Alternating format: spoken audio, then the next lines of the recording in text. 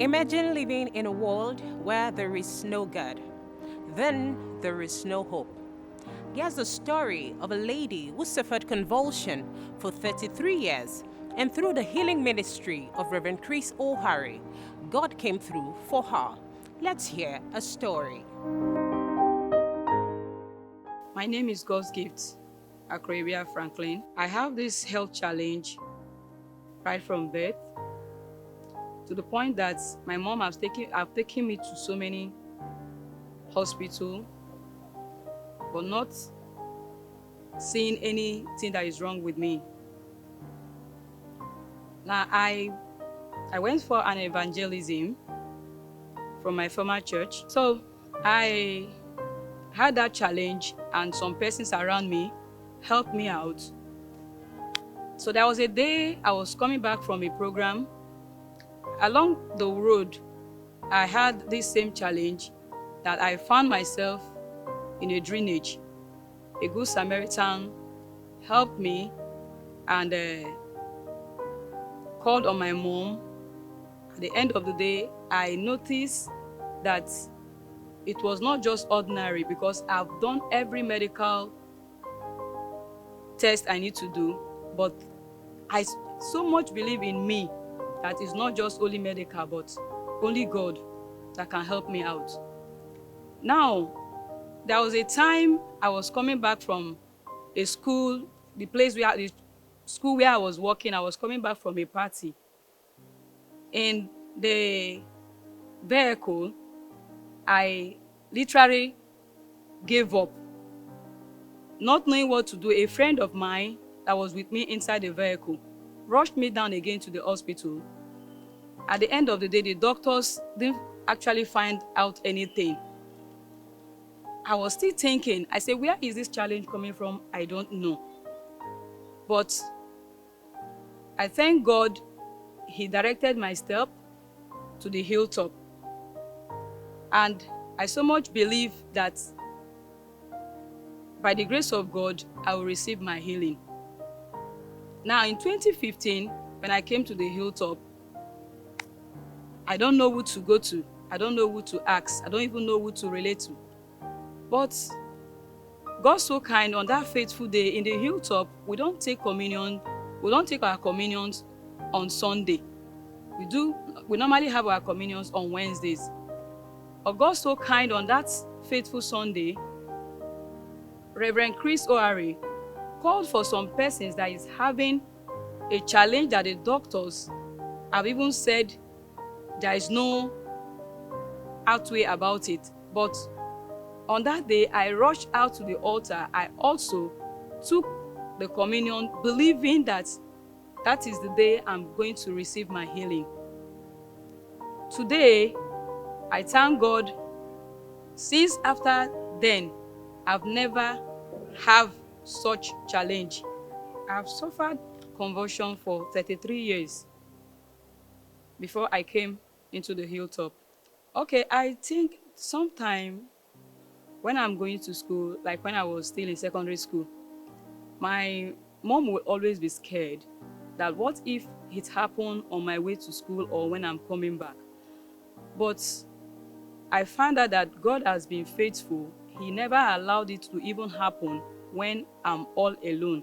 It will always happen when people are either around me or when I'm around some persons. The day I went out with those my former church members for an evangelism that it happened, I noticed that when they now saw me with such challenge, some of them were keeping away from me, maybe because they don't really know what was going on, to the point that even when I go to their house to pay visits, I found out that they don't even allow me to use some of the things they use per either cup or spoon that they use. They always want to keep some things away from me so that I would not maybe transfer, or maybe they might not be able to get such challenge I was going through to them. From my former church where I was worshiping, the day it happened that I went out for evangelism with them,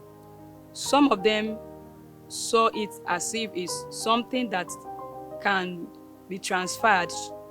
So many of them had to keep away from me.